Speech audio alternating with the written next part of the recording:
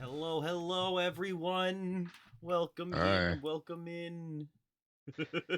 So it has been 85 years, but we Yes. got together again. And since the last time, I think, uh, well, the major league thing that happened was some very small update of a character, and then 2XKO came out, Yes, basically. 2XKO was out. I still haven't played, but it looks so much fun.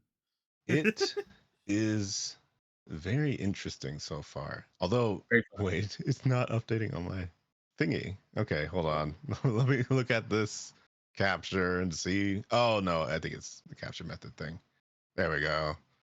So, yes, in the tiny top, lower right corner, I'm going to be practicing with Gat we while we go through the champions, because it's been so long that I believe we were in the middle of Ionian champions, and I don't Yeah, remember who somewhere. we got to or what we went over. I do remember we talked about Ivern, if you remember hmm who Ivern is. uh, do I? Oh wait, okay, the tree one, Yeah, Fun the Tree ant, Man, Tree big Man. ant. Yeah, Big Ant. Okay, uh, We also went over Master Yi and Wukong. oh yeah, and I think we were saying that Wukong didn't really have all that much. Um, just kind of like is what it is. And then Yi had Yeah. some interesting stuff though. Yeah, and then Yi kind of supplemented Wukong's lack of backstory. Yeah, something about the most powerful martial arts, something like that. Yeah, Wuju style, and that's why it's Wukong because he used to just be called Kong. Regular Kong, Woo Kong, Wukong. Woo, going um, crazy. we talked about Yasuo and Yone, the hmm brothers. We talked about Riven because she was in Noxus. I believe we went over Riven a little bit. Yeah, because Riven was the one who actually killed and the Yasuo and Yone's master. Oh, okay, yeah. I think Yeah, who was the master? I he's mean, not in the obviously it's not game. a character. He's not in the Yeah. game. I don't Yeah. actually remember his name. Well, yeah. I mean, he's dead. So you Yeah, know. it doesn't The matter. master of the wind style. hmm Um, yeah. Uh, Okay.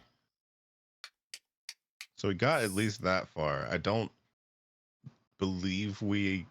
I think we might have like trailed off a little bit and started talking about like some other characters Potentially, at the I think end. Yunara was being talked about as well because I knew like nothing about Yunara because I didn't read any of Uh, her new lore. Oh shoot. oh yeah, I think Gat was going over some of the stuff with her, and because there was going to be that update to Yeah. what's his face? Xinjiao. Mm-hmm. Yeah, Yeah, Xinjiao had his update. I don't think any lore updates happened. I think it was mostly just a model. Oh, yeah, that there were sounds some about more right. updates. I Was mean, there some Wait, more was there? updates? yeah. Uh, well, you got a skin based off of the lore that's going on right now. Oh. Uh, What skin yeah, there's was a it? lot of things that's going on with him. It's I don't think it's. I'm not sure if it's out yet. I think it's on the test servers. Oh, I can't remember what it's called. so they just I'm gonna go announced it. look It's at not it. actually Oh, out. Trials of Twilight. Interesting. Yeah, but we just got a comic showing the news part of the lore. Uh, Hmm. Well, if you'd like, you're more than welcome to explain it because I have not seen it. well, um, where we left off from the last comic, um, Otacon had just breached the temple place that Yunara was in and all that jazz, and they were going to try and stop whoever. Well, they didn't know it was Otacon, so they're just going to stop whoever's in there. Then I think, if I'm not mistaken, they Yunara and Kennen told Xin Shao about what actually happened when it came to the the Darken and stuff and what actually happened back then. There's not a lot of people know what actually happened. Um, long story short, they pretty much say the Darken that was kind of trapped in there with her was actually not a Darken, it was an Ascended. It's just obviously Ascendeds were Darkens were Ascendeds that got Blood magic corrupt, corruption. yeah, blood mastic and corrupt and all that jazz. But yeah, he was actually just an Ascended who was going on and taking out Darken, and so they for a short while teamed up to take out a bunch of them, and he was like he was one who took like all the big guys. He took out, I believe, Ross. It showed he fought Aatrox, I think, if I'm not mistaken. He fought the main darkened lady who actually corrupted everybody. I can't remember her name. What was her name? What was her name? It was Zolani. Yeah, Zolani. But he got corrupted while fighting her, so he felt himself losing like his humanity. So he asked to be trapped inside of a weapon, and Yunara actually went in there with him in that temple to pretty much just be like his jailer to to watch over him. So that's the short Okay. story. That like that, it's a lot more to it, but that's pretty much just Yeah. the basics of what happened. Okay. And so that seems to be the new character, which is that Ascendant that's going to be coming Okay. out. I can't remember his name. See, I'm always curious on how canon some of these stories are to like the main universe. Because like they've confirmed quote unquote that all the universes are quote unquote canon, just alternate universes.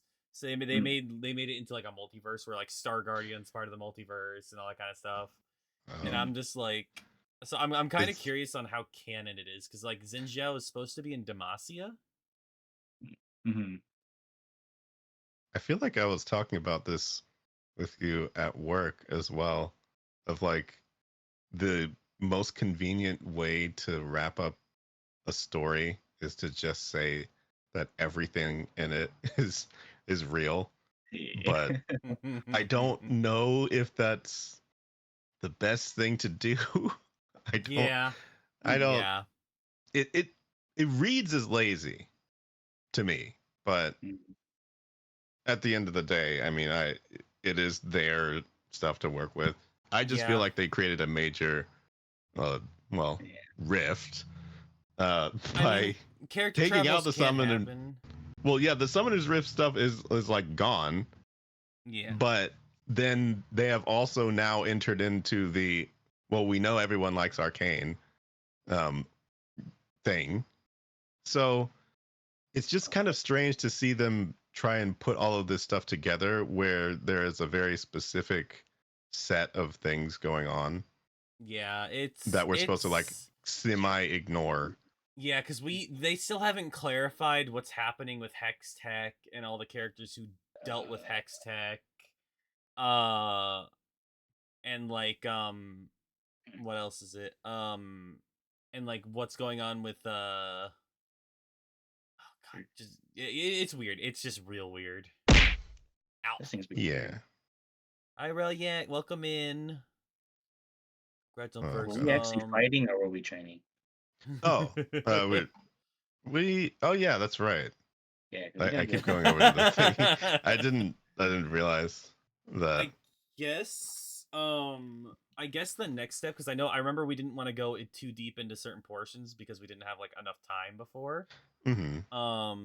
But now that we have a little more time, we can talk about a majority of the Ionian champions in the story faction of the Kinku Order and the Shadow Warriors.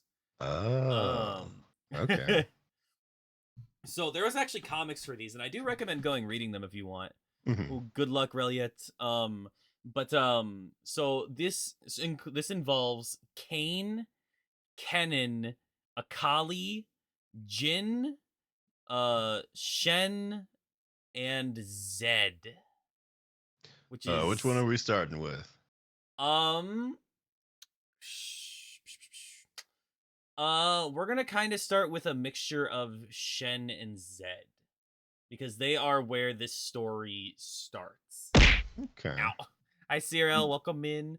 So Shen and Zed were not brothers by blood, but basically saw each other. They grew up together and saw each other as brothers as they went through the thing.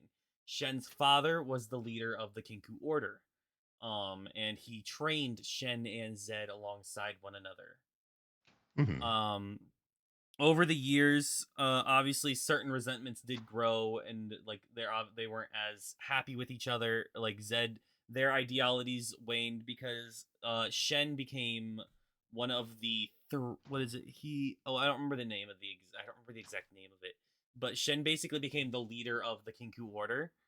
And he gained the Spirit Blade and the ability to like peer into the spirit world and traverse the spirit world Mm. through his beliefs and his training.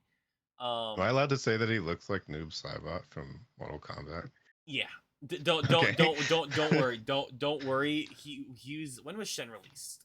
When was Shen's release date? Yeah, you wouldn't be wrong, honestly. Okay. I'm just making sure because that is exactly who I thought that was, and I was just almost kind of like surprised. I'm not like a Mortal Kombat guy, but that Oh, is he's called the Eye very of close. Twilight. That's what he's called. Oh, okay. He was released in 2010, so Okay. a long time ago. So like, yeah, back when designs like that would be kind of like you they couldn't were say archetypes. They were it was. archetypes. Yeah, it was definitely an archetype. um, but yeah, Cool so ninja. he became the Eye of Twilight, leads the Kinku Order, and Zed had different ideologies, had different beliefs. Shen was, hey, we must pursue peace and maintain balance. Zed was, we need to kill every single Noxian who invades our borders I mean, and like Loving this guy. violence and kill them all. yeah. Zed, So- and Zed was very adamant about being proactive with that and going in and going themselves when that was like not really what the Kinku Order did. Right.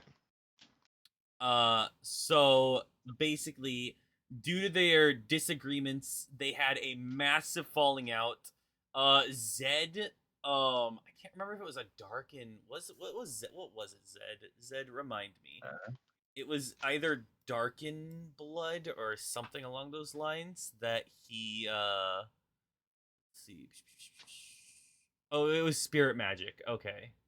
So Oh. it was spirit magic. It's shadow magic. Which allows him to become, which he's now will become, basically he can enter shadows and he can traverse through them and make shadow clones of himself. Nice. So cool. Shadow clone jutsu. Yeah, shadow clone jutsu. But it is it was very corruption, and it was like it put more of his like ideologies into more extremes. So and they obviously they fight now. They do a bunch of aggression against each other. Another thing that they fight against that isn't that they've been fighting, that they fought against a Jin as they went in the past. They fought against Jin because Jin is a serial killer. Oh. Funniest thing, yeah, that's right. You said that. Yeah, so the funniest thing about Jin is they have not caught Jin like ever. What? Yes. Jin, Okay. the part of the reason is Jin's description is he literally looks like an average guy.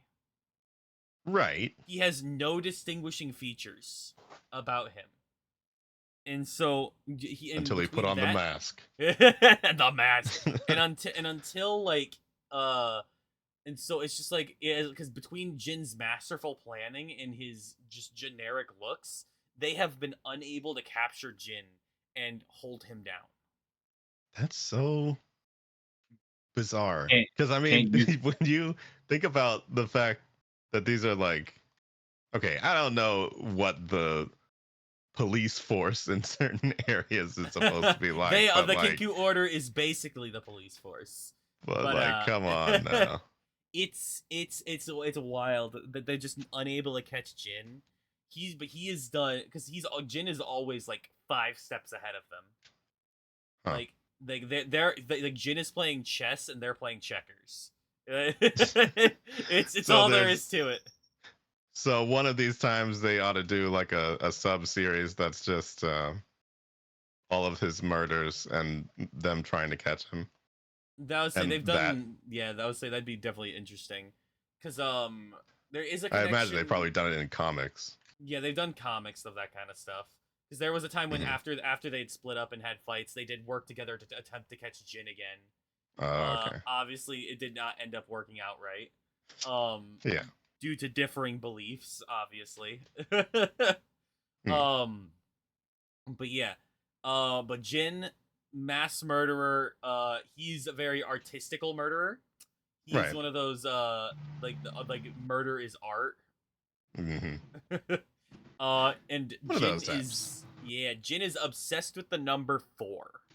Oh, I feel like I've heard that before. Yeah, that's one of his big things. Is in the game himself, he only has 4 bullets before he has to reload. A bunch of his stats are 4s. It's Hello Hmm. Reaper out.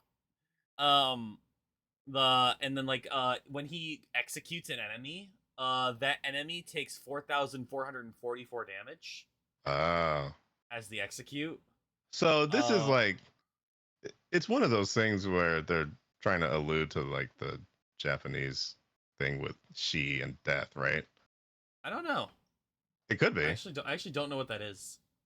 Oh, well, the number 4 um is also the word for death in Japanese. I actually did not know So that. I think that might be what they're trying to get at there. Potentially. I think something really funny too is he is to buy him in the shop. He costs 4,444 blue essence. That's I didn't funny. know that. Yeah. Wait, what does everyone else cost? Depends on how new or old the champion is, Hmm. and it also depends on like the like of like how easy the character is as well. Um, That's interesting. I can't really check because I have all the champions except Yeah. Unara. So, I have yeah. Game Pass, so I can't know. Oh, right. But yeah, it depends on like character complexity and how new they are. It's like the newest ones are gonna cost 6,300. Uh, Um, yeah. Um, continuing on like with Jin's murder sprees.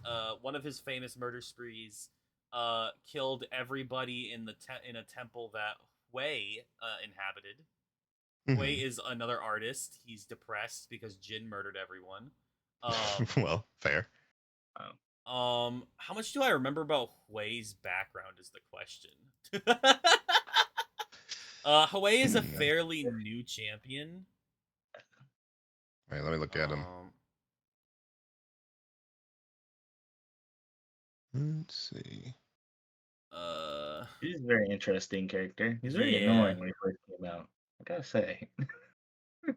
yeah. He goes about comforting victims of the criminals, like Jin's like victims. Um, let me see. Wait, what My was that? brain. Hui, HW. Oh, H. Right. Yeah. Thought we were just saying way. No, no, yeah, Hui. Hui. Gotcha. Yeah. Hui was the It's only actually. survivor of Jin's murder. Oh, Yeah. there's guilt. Yeah. Do You know, we know there's why actually Jin murdered? only 3 champions with H in front of their name. Yeah. That's interesting. Yeah. Right. But yeah, after him just being like completely like devastated by Jin, he goes around hunting down Jin and seeking to take care of the victims. Oh. Yeah. So It's he would be the main character in that spinoff story. maybe. I'm trying to remember. I think he was able to see emotion. Yeah, he's able to see like emotions through his art and stuff. Oh. It's definitely interesting. Yeah. Let me see. Yeah.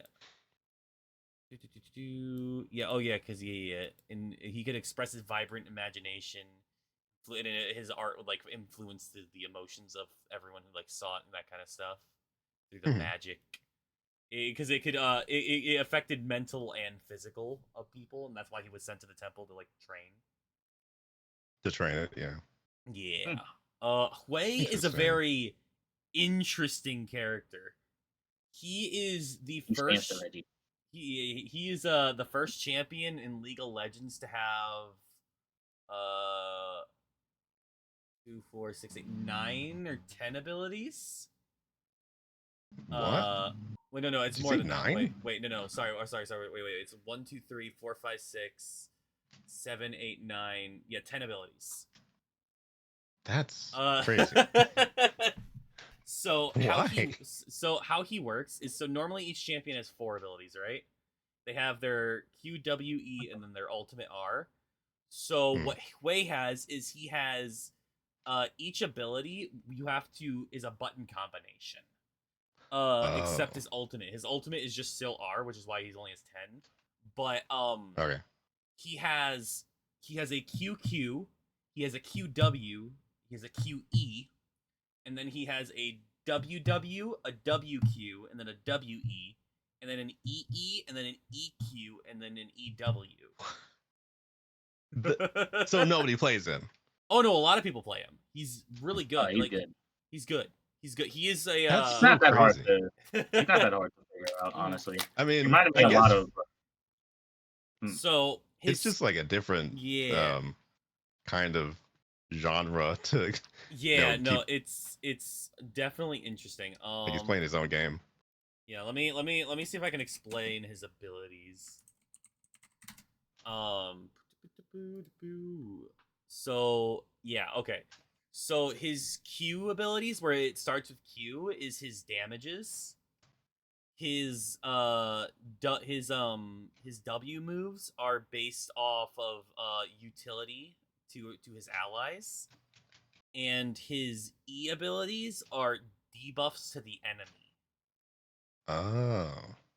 So if you did a QQ, you just yeet a projectile forward that does a small amount of AoE at the end. Hmm. His QW is a long range artillery strike. That does like execute damage. His QE, it sends a large AoE terrain blast forward. That'll explode over time after he throws it.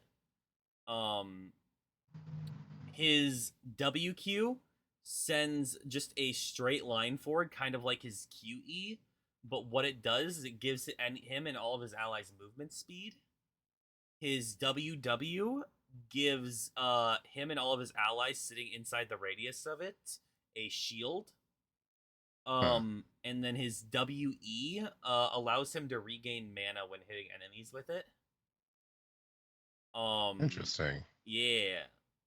His EQ shoots a projectile forward that will fear the first enemy it hits. His EW is for vision, and if an enemy is standing inside of its small radius, it will root the enemy. And then his EE is an AoE displacement ability, which will throw all the enemies towards the center of it. Huh. So he basically can play like a bunch of different roles. Yeah, he's Like at once. yeah, kind of. Granted, each ability, like, you can only use each ability has a cooldown based on the initial ability, the initial button press. So you can't use Hmm. QQ into QW.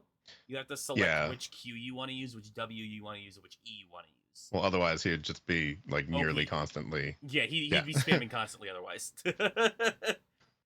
That would not be plausible. It's kind of weird. um let's see. But yeah, that's kind of way he just kind of like Mhm. tries to help people where he can.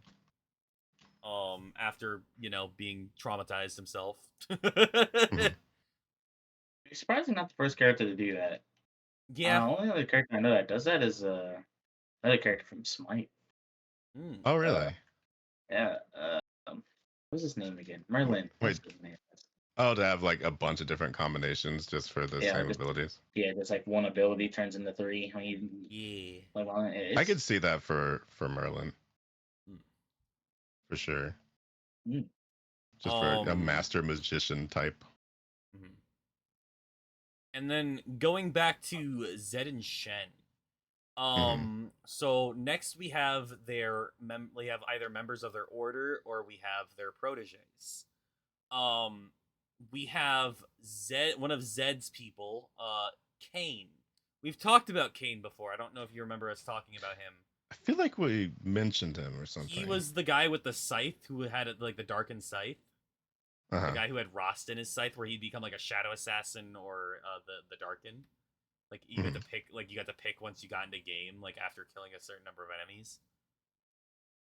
Okay. Yeah, Yeah, I think I do remember him. yeah, it's really interesting. Like so we've already mostly gone over him. Take over the darken, maybe not. He also has shadow magic. That's why he's Shadow Assassin Kane. Hmm. Um, then we have Shen's protege, uh, Akali. Akali is one of the poster children of League. Yeah. yeah. The KDA one. Yup, the yup, yup, the yup. one that I hear of, without even really playing the game or anything. I I've heard some of the music personally, as well. I love Akali's character. I hate playing her. Oh. She's not like insanely hard, but she's more mechanical knowledge than I have to use with Right. her. Um, because her abilities are at least a little complicated on like how to do their combos. Hmm. But in the lore, she is Shen's protege, like who he's training up. Unfortunately, she is like in the middle of Shen and Zed's ideologies, which is interesting Oh. because he's seeing his little protege like start going kind of towards the route that his best friend took, Hmm. but like he's not, but like she hasn't like actually crossed those lines, Hmm. which is still interesting to me. Like it's always been shown that she's willing to learn, but she feels like she still needs to take action because she grew up in the war torn Ionia, and like the being like, hey, we need to protect these people. Like Hmm. she's not like the murder everyone type of thing like the Zed is, but she's like, Yeah. hey, we can't stand by and do nothing. Like this is Which not makes okay. sense, honestly. Yeah. Because I understand the anger of wanting to, lash out against the rest of them, but Yeah. ultimately what that does is it creates an environment where, I mean, once you've killed everyone, who is there to listen? Like, Exactly. does that really help them as much? Um, when they're dead. It doesn't change ideologies to kill people, honestly. No. Then you may as well be, well, Jin. Hmm. May as well just indiscriminately murder people for the art of it. Yeah. Okay. Yeah. Because so she like at the end, like in her actual like biography, because a lot of this story happened before she abandoned. She actually did Hmm. end up abandoning the Kinku Order, but she still holds on to every single lesson, everything she learned from Shen, which is why she's still like there. But she is still fervent in defending from the enemies, but she's definitely not going into the corruption that Zed is fully pulling off of. Hmm. She's still being that assassin, like so she's like that middle ground, Right. which is good. Let me see.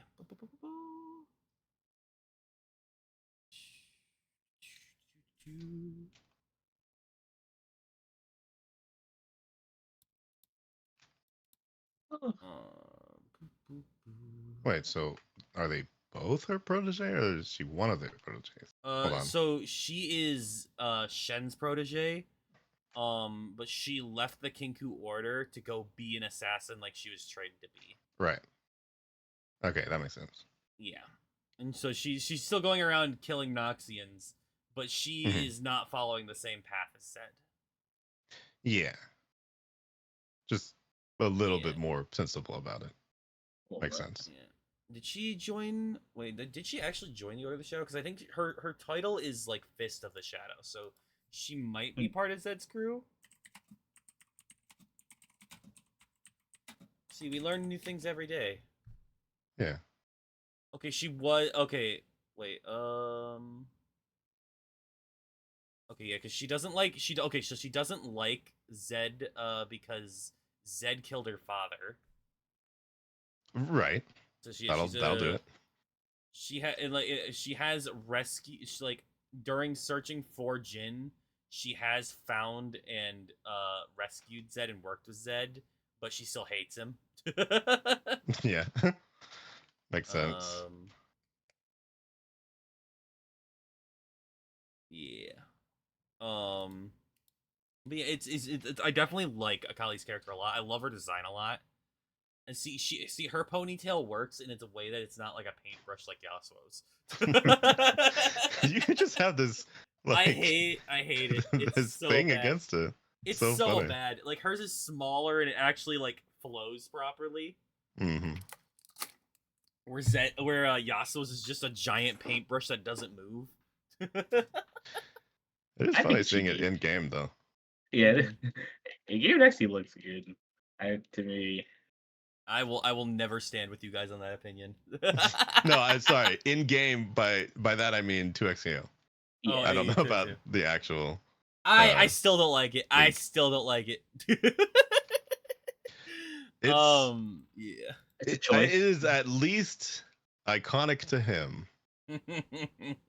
But then also I'm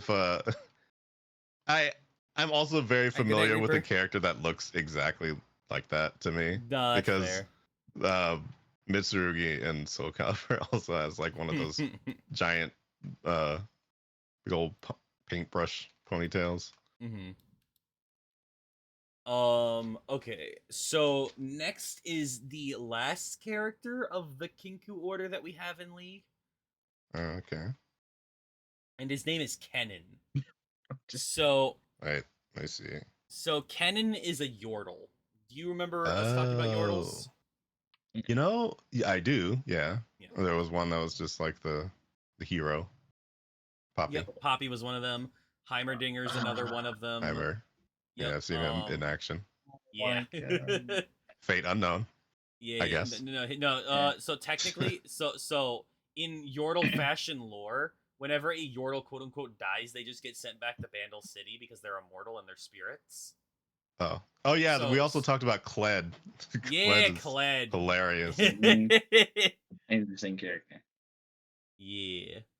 But Kennen is the longest member of the Kinku Order because obviously Yordles are immortal; they live forever, Right. basically. Kennen was there when the Kinku Order was founded. He Oh. was a founding member of the Kinku Order, and he is So known he's as the only the Yordle? Heart of the Tempest. Yeah. Oh. He's a Electric. he's a lightning ninja, and dear God, does his model need an update? Oh. Uh-oh. He Oh, looks Yeah, cool remember me though. telling you about the Inara stuff Mm-hmm. in the comic back? Like they explained what happened with the Darkness stuff. He was there when they were sealing the Dark Sea. So he's that old. He's Okay, literally like immortal. sorry, I was looking at the skins. The karate one looks ridiculous. That is That looks terrible. Oh, they're so bad. It's so Like, bad. Nothing against the artist at the time, but geez, that looks like it's supposed to be an Alvin and the Chipmunks. yeah, no, So that one's crazy. I would say those skins, those first ones you were looking at, they were all Mhm. designed before we knew what Yordles were. Oh, Before so they didn't have Yordles like had before Yordles had like a consistent model. Yeah.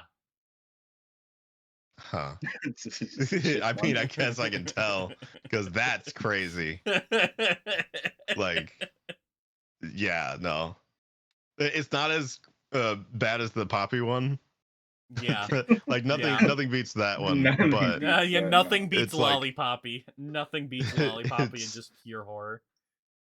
it's like it's like coming close a little bit though. Like something about the way the arms are. It also that's not a karate stance. Like I Oh, don't think that's a that's like a form it's a that yoga happens in pose. karate.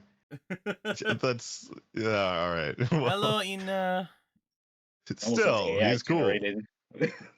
Like, Yeah, yeah. Oh my gosh. Yeah. I mean, I guess at this point it's just like old. mm, But yes. Yeah. But yeah, he works with Shen to protect the fragile harmony of Ionia. Hmm. And there's not much to his story. It's literally. Let me see Just that. how long even is his biography? Okay, it's a decent page, but yeah, it's not really too much of like his like own story. Right. Or just like his involvement in other people's stories. Yeah, because Or like in the overall. it talks about how he ran into the Kinku, um, Hmm. and then how he just kind of joined them. Right. Yup, and then now it's like, oh, New Age has tested Kennen. New Age of disruption and violence has thrown Ionia into chaos. Come what he may, he will protect the fractured Kinku order. And I'm like, All right. I guess he he. will. I think I've only seen Kennen make an appearance in one cinematic though. Hmm. Yeah. So Um. I guess there's a point in which they're going to like start forgetting that people exist, but well, he's in Yeah. the so newer comics. Is he in the newer So I comics? mean, That's good. yeah, he's in We he's would yeah. in pretty hope. much all of them. We would hope he would be in the comics. Hmm. Yeah, Yeah, at least the give whole people like he something. looks super cool in it too. Honestly, you can see him with Mhm. his hoodie off. He looks super cool. Okay. Well, I'm glad they're doing people justice in like different formats because obviously you're going to have some characters fall by the wayside in a game that's this big. Mhm. Like that's Yeah. just natural, but Yeah, Some more than others. more than others. I still find it very fascinating that you could have a lore for a character and then just delete it and then say like, Yeah. okay, well it is there, interesting. it's just gone now. Bye, Shaco. Shaco. That's exactly what I was thinking of.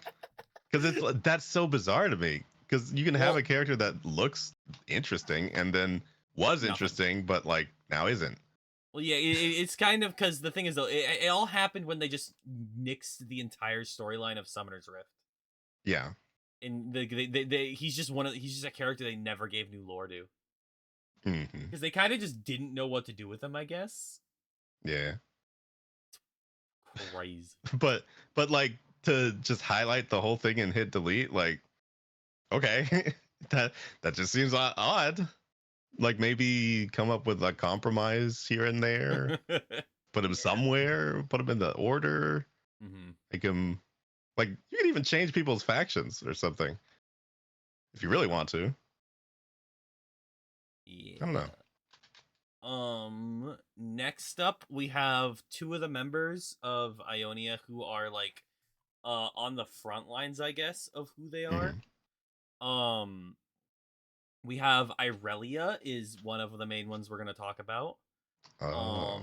Aurelia is a blade dancer. She with her dancing magic stuff, she can make blades spin. Oh. yeah. uh so Aurelia, she basically when her land was invaded, she took on the role of becoming like the people's savior and proving herself as a resistance leader and being a figurehead. um so because she was she didn't want it initially, but she was brought into it just because of who she was and what she could do. Hmm. um but yeah, her because she was like just gonna be part of it. And let me see. And that's also how she got like her outfit and stuff, because that's like her resistance outfit or whatever. Right. Which is Oh, also I'm gonna kind of pull it up. wild. She was barely 14 when she like started fighting everything. Oh, Yeah, Yeah. she was young. She was yeah. like, but that was it. Like, she's not 14 now. Yeah. Um, Well, she wouldn't be the yeah, only child soldier in this game, so yeah. Well, you she know. is also the person who cut off Swain's arm.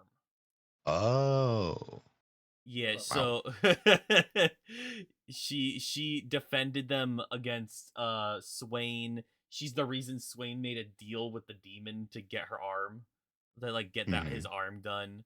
Um, yes, she's also one of the the clan of the Navori, Hmm. which also has an item in League called Navori Quickblades, which is a little fun little fact. Oh, But yeah, so let's see. For almost I do see 3 a bunch of years. blades floating around her. Yeah. She always has those blades flying around her. What they do with them is many different. She was Right. also unfortunately part of the Sentinel, the Ruination event in the League client, where they gave her a Sentinel skin. Oh, The story that is really annoying and brutal to listen to. wait, what about it? Just how it's super inconsistent, and the Oh, story kind of right. sucked. Yeah, that's Uh, unfortunate. yeah, yeah. And even though she's still like this figurehead who is leading and defending her people, she still just wishes to dance. That's fair. Like she didn't want to be like she wanted to defend her people, but she didn't want to be like this great leader. And it's oh, everyone in Ionia basically knows who she is though at this point. Because Hmm. she's so yeah, her resistance for around 3 years, since so she was like around 14, so she was around, so she's closer to around like 17 to 20, so she's somewhere between the age of like 17 to 20, I think, at this point in the League lore. Oh, okay. Yeah. um and then next up along with her, we have Karma. Karma is the literal spiritual embodiment of Ionia, made flesh, kind of. Hmm. So let me see. Let me see. It's yeah. So she's the living embodiment of an ancient Ionian soul, which is like the guardian spirit of Ionia. Um so karma is, well, okay, the karma is like birthed as people, and then when she like after a certain age, they like the person begins to get images, and like the spirit starts to like manifest in them Hmm. after a certain time period. And once like people realize like this kind of happens, like she gets taken away by monks and like made to be the divine leader that the spirit was brought to be. um yeah, it's interesting because like, so she like if it like when Ionia's not doing so good, like her spirit also wavers, Hmm. and like she can feel like the pain on like the pain of the landing kind of stuff. Oh. Yeah, she was like, before she fully became like Karma, and like the Darha, the girl who became Karma, is like she Hmm. was just like so scared, and like she was just like not sure she could live up to doing that, and how could she be that, Yeah. the classic. But she didn't um get turned into it like Mr. Ent. yeah, yeah. Like the thing is though, like they've been like, so, like the lands have been for kind like not perfectly but generally peaceful, but like due to the war, it's like the soul and the power was just like pain, and like she just feels so much like she feels the struggles of the people, and like Hmm. agonizing it. And so she's like, now it's like normally the spirit is supposed to be like passive and like peace driven. No, karma is like, all right, no, we can't do this, my people are literally dying, they are being slaughtered, and a lot of worse things. Yeah. And so she's stepped up to like go and continue. Like the spirit has like drived her to like push and defend her people. Okay. Yes. And now that even after the war, she's still pushing on to try and do her best to have the peace and stuff. I mean, she seems nice. I don't know why everyone keeps calling her a bitch. Wait, what's wrong with her? Sorry, I'm just making a stupid joke about the song. Anyway, but still, seriously though, some of her designs are like some of the best I've seen. I feel like. Yeah, no, Karma is really, really well designed. She's Really actually cool. she's an enchanter support in the bot lane. So Mhm. her main priority is shields, and that's literally like her main thing is just shielding allies. Uh-huh. She has like tethers that can root enemies. But her ultimate is literally like she gets her ultimate from the beginning of the game. Her ultimate is literally just augments one of her abilities to make them stronger. Oh, well, that's cool. Yeah, so like her Q instead of just being a small projectile at the end of its range, it turns into a big AoE. Her Mhm. her tether will heal her on cast and on land, and then her shield it becomes a giant AoE shield instead of a single target. That's cool. I love playing Karma, but she's not the best unless you have an ADC who knows what they're doing. Right. And how Um, often does that happen? we won't talk about that. Ooh. But yeah, Well, the speed. That's all of that.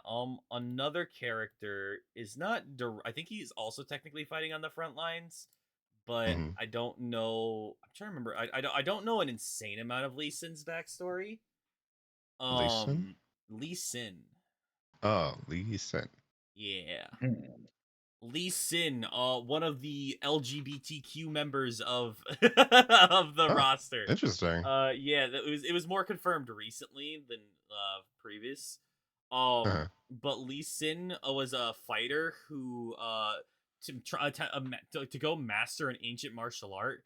He basically took on a dragon spirit into his body, Uh-huh. and the power was so strong of the dragon spirit that it took his sight. Oh. Yeah, like his Oops. body could not properly handle it, and then so like his eyes basically died. Right. Um, but he has become a master of his martial art, and he is insanely good.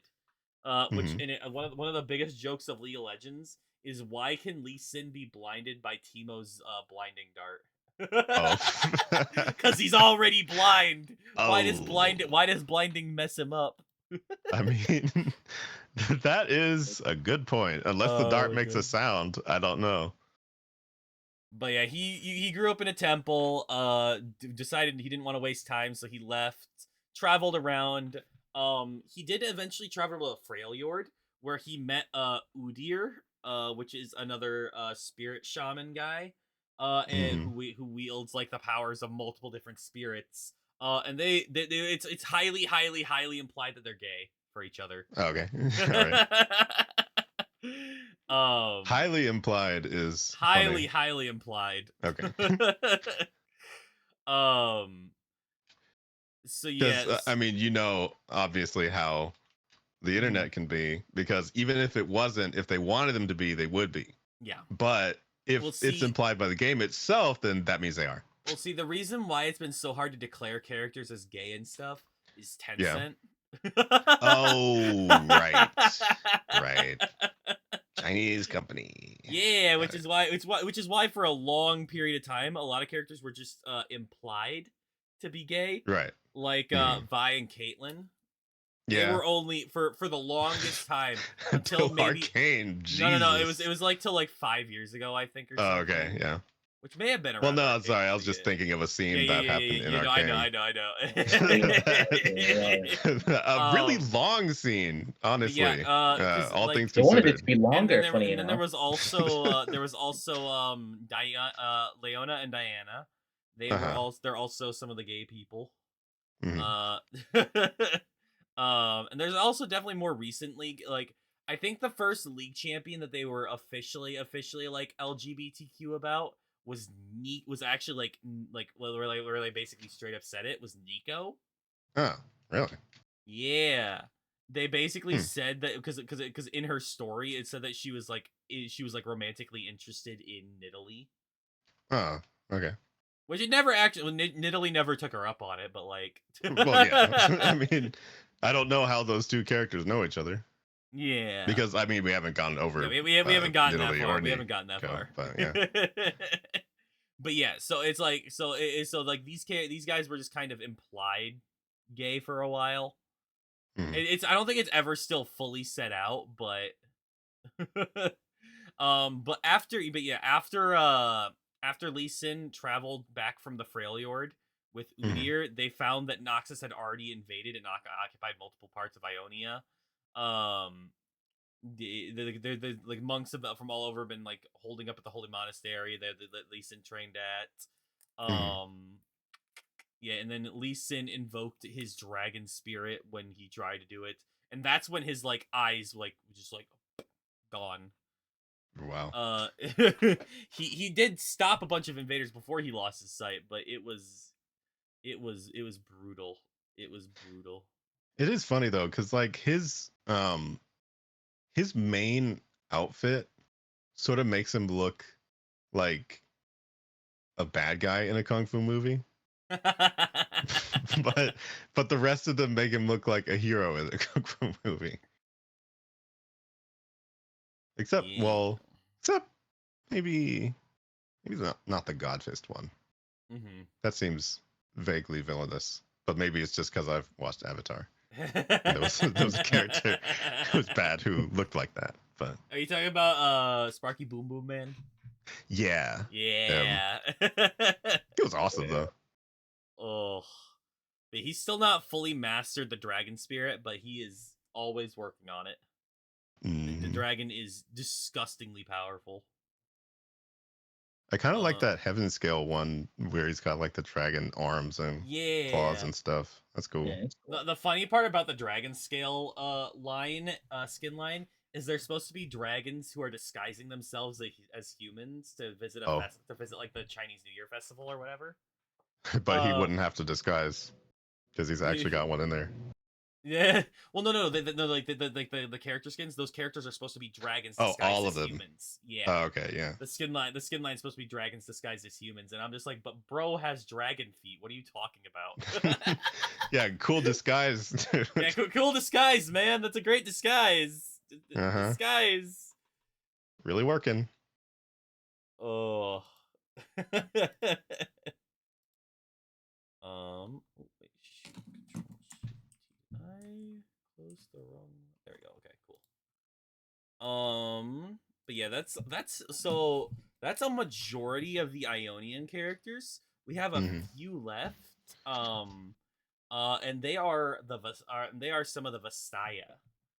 Did we talk about what Vastaya were? If we did, I don't remember. Vastayans are ancient races of animal people, basically. So all like the animal like all the ones that are like people and animals kind of like mixed together. Those are all the Vastaya, but they're different like branches of Vastaya. And then there's only one who's technically different, which they are known as the Vastai Shire, which is what Nico is, which is like the most ancient version of the Vastaya and like the most pure the pure of the bloodline or whatever. Okay. I'll explain Nico when we come around to her. But right. The first Ionian Vastaya we'll go over is Ari. Like the original poster girl. Right. Yeah. Pikachu #1. Pikachu #1. So Ari. Seriously. Yeah. Ari is a fox-like Vastaya. She can manipulate emotions, consume their essence, see memories and insights of each soul she consumes. She travels the world in search of her ancestors while trying to replace her soul memories with ones of her own. Okay. because she, after a certain period of time, she did not like, she ended up realizing what she was doing was like she hated what she was doing, and like she hated just getting memories of all these people, and like she had like none of her proper own. Hmm. Yeah, so she was like, originally she was basically just like very feral, and like didn't Oh, really have any, like she didn't really have any like I guess like what am I trying to think of? Like she just like lived based off of her impulses, like yeah. I was gonna say just on preying on, autopilot, yeah, just preying around on everything that was around her basically that she on could. instinct, I guess. Yeah. Um let's see. I'm trying to remember because I was like, I don't think I've read Ari's lore all the way through. I just kind of like know stuff here and Right. there. um she was more drawn to humans over time as she was. Just like who they are and what they are. And like she could like when one of them was injured by an arrow, she could feel the life seeping away, but since she knew nothing of the instincts of her predator, she savored the spirit essence leaving his body, and through it gained brief flashes of his memories, the lover he had lost in battle, the children he had left behind when he became north. And Ari subtly pushed his emotions from fear to sorrow to joy, and comforted him with visions of a sun-soaked meadow as he died.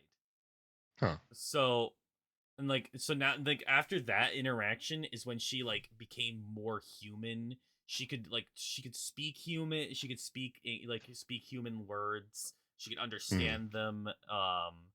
And she was just like, I have to leave this like ice fox pack that I have, and like Wow. go figure out what she's doing. But at that point she was still very predatory. Hmm. She was fascinated with mortals are fascinated with her, because you know she's beautiful, sexy fox lady. Yeah. Many people were many people like on that.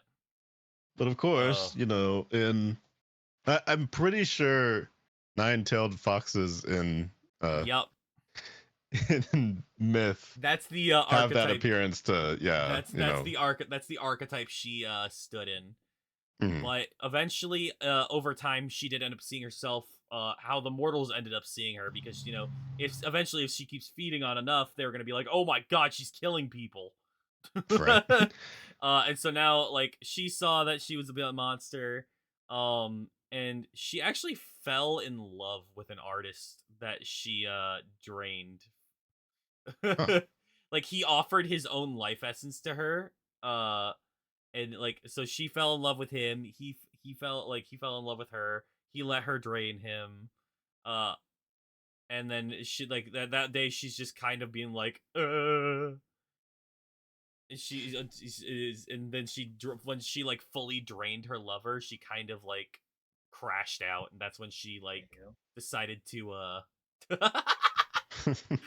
after she basically killed him from draining him too much, she was just like, oh dang, I'm It should have been me, crazy. not It should have been me. Not him. Me. not fair. But so now she's just kind of trying to go make like try and get more pure memories, and like get herself out of that hunger and that predatory sense. Mhm. Create her own love. Wow.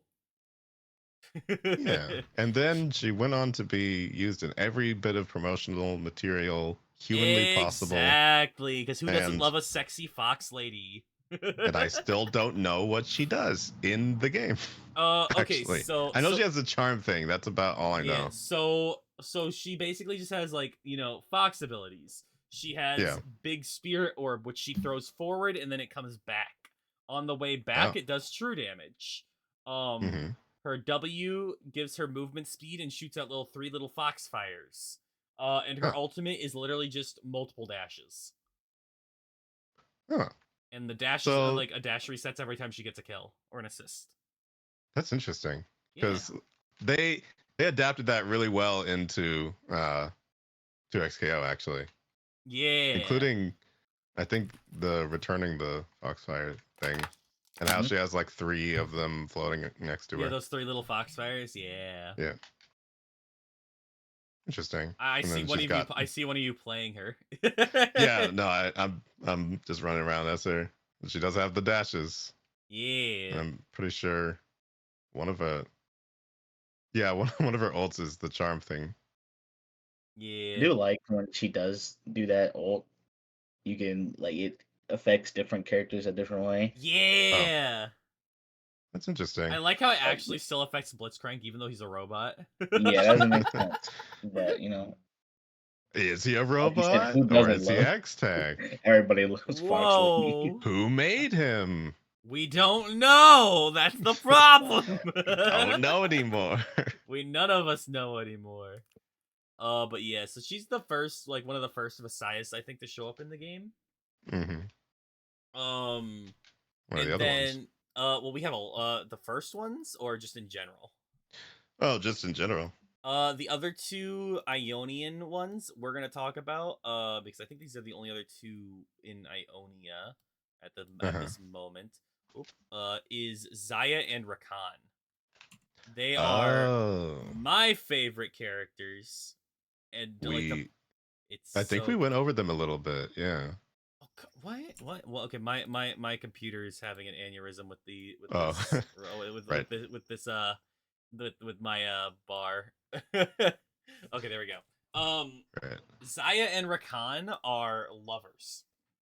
Mm-hmm. We have Rakan the Charmer and Zaya, what is her title? Is she the Rebel? Yeah, her, and she's the Rebel. So Zaya is very I would say grumpy. Right. um but she is a revolutionary waging war against like Ionia in general to like give her people, the Vestians, the rights they deserve. Mm-hmm. Because specifically her tribe, because just their tribe is dying off. They're the birds. I don't know if you know, there's like they're based on that lore of the 2 one-winged birds. I'm not familiar with that actually. Let me see if I can look it up. Um, Yeah, so far all I know is that I think I was asking you at some point what some of your favorite characters were, and you said these 2. yeah. Um, yeah, it has the Geon is mythical creatures from Chinese mythology that only have 1 eye and 1 wing, and they're both imperfect. They're born imperfect and require a partner. And they Oh, attach and become a single bird, functioning and flying together to survive. The pairing okay. symbolizes like deep love, eternal companionship, and dependence and teamwork. And Mm-hmm. that's what they're designed after. They are, they each have their own 1 wing that they're Mm-hmm. like are their capes kind of things. They do function actually as wings. That's Um, cool. but they each like their tribe each only has 1 kind of like get that kind of stuff. Um, Rakan, it was not necessarily a revolutionist at first until before he met Zaya. Um, Mm. he was his name had been synonymous with wild festivals, uncontrollable parties, and anarchic music. Right. He was a showman. He's a But then party guy. yeah. But once he met Zaya, he left that life behind and joined her cause. Mm-hmm. And they're freeing Ionian's wild magic to restore the Vestian's birthright. It's really Okay. cool. They've done multiple things. They've in one of the cinematics they fought off against Zed, which was really cool. Mm-hmm. Um, uh, but yeah, yeah. I'm trying to think of like specific stories and like what like I could go a little more in depth on how they met, but it was basically there was like they went through a party and like basically Rakan fell in love with the fact that she wasn't in love with him on first gaze. Right. I feel like I've seen many stories that start that way. Yeah, And it's because just like, it's so funny because it's like, hey, everyone's in love with me, but you aren't. what's wrong with you? Yeah, yeah. It's like, But oh, like okay. he fell in love with Zaya and her cause, and so he like Hmm. completely gave up that life to like join her in like trying to rescue their people. Um, let me see.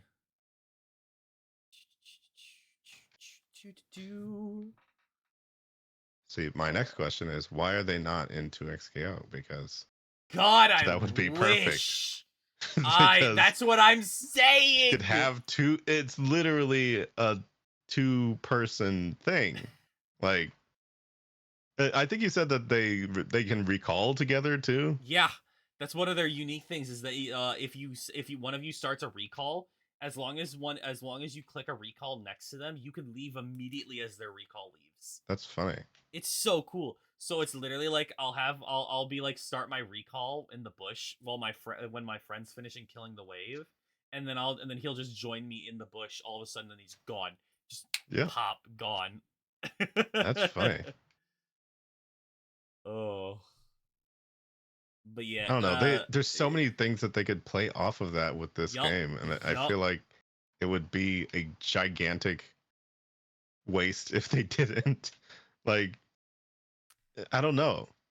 They'll also have to release them at the same time though, and I feel like that would be kind of Yes. hard for them. But Uh, they could have just been two of the first characters released. Just I like mean, that's true. put them That's in, put true. them in. Because it's like Zaya's a ranged fighter and Rakan is a melee fighter. Yeah. It's so easy. Rakan has built-in knockups and all that kind of stuff. Rakan also has a charm. Hmm. Maybe they wanted to it's so test it out easy. with. I mean, very clearly they've been going for popular characters, but it's not as though they aren't popular. I just mean, you know, Ah. fact that they put Ari in there is very obvious. So, Mm-hmm. you know, Well, I mean, the fact that they put a Lowy in there means they were trying to go for some variety. yeah, But I'm just like, oh, I wish. Oh, Saribot has deleted. best spot ever. But yeah, It does that so yeah. automatically. The worst part is their story hasn't been like fleshed out past their meeting and stuff Oh yeah. for the most part, other than like that one cinematic they had, which is kind of sad. But it's Hmm. like they are like Zaya is this like meticulous planner, always is prepared for stuff. Rakan's this kind of laid back fun guy Hmm. who's definitely arrogant. He is very arrogant. Yeah. Very arrogant, very full of himself. Still is. Even after he left that life behind. Why is my Spotify music so hot loud? Why did it get so loud all of a sudden? I don't know. The hidden keyboard shortcuts. No, not even. I didn't even press anything. This one song just became really loud. Right. Happens. Um, but just their interactions in the game made me like fall in love with their characters. Hmm. Let me see. Let me see. So that I don't butcher the lines.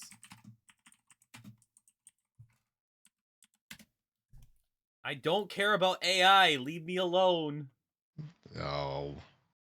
I think in order to you can actually put minus AI in Google Mhm. searches to make it stop, but otherwise you have to do like an extension. Yeah, well, no, it's when I It's type annoying. into no, it's literally when I typed into Google and they're like, "Hey, do you want to use this AI stuff?" And Yeah. I'm like, "No."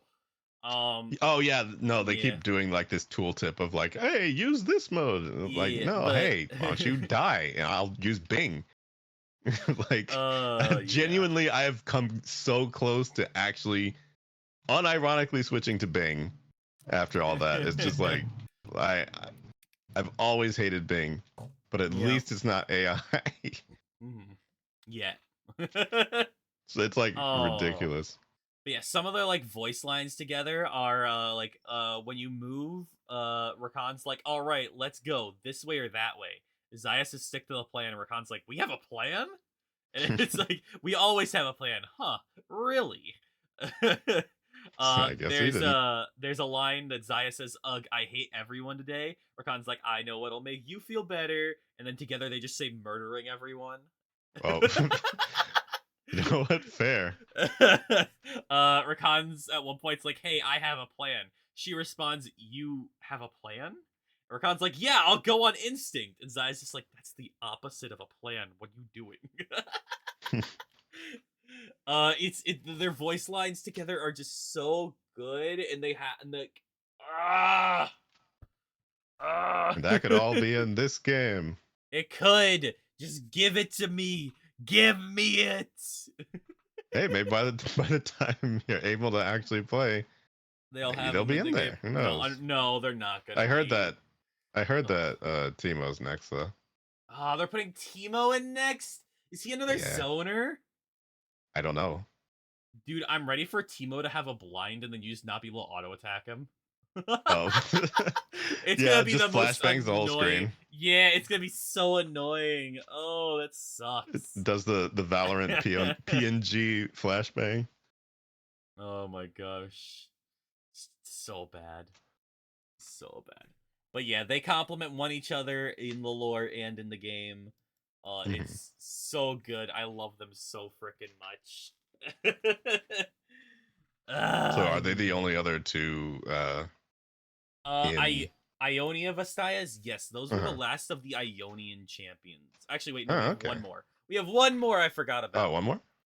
Who? Because we already talked about Varus, the two gay men, the two gay men, which is the darken with the bow. Uh-huh. Right. The last Ionian champion we have, I believe, is Syndra. Syndra. I feel like I've heard Yeah. that one before. I don't know the context. So. Oh wait. No, wait. Did we talk about her a little bit before? Maybe I might have off mentioned something about her, but yeah. So Syndra, she's kind of alone in her information and stuff. Oh wait, no, there's just a character that looks a lot like her. Oh, okay. I think I know what happened here. Oh, which one? Because there is there was somebody that we went over that looked like kind of like a dark mage that got like a rework. LeBlanc? I think so. Likely? Yeah. So basically the short of her lore was she is an ungodly powerful mage. Like she cool. is extremely strong. Even when she was a little child, she looks strong. Yeah, she terrified like the village elders and everyone she came across, just how powerful she was. So she was brought to a temple to, you know, quote unquote learn to like control herself. Her emotions, all like learn to control her emotions and stuff, because like to control her powers, because like when she's angry and stuff, you know, her powers go boom boom boom boom, volatile, explosive. So basically after that she was like taken to the temple, basically they were just kind of holding her back. Like she thought she thought they were helping her train and get stronger. No, they were suppressing her powers. Right. And she did not like that. She got pissed. Yeah.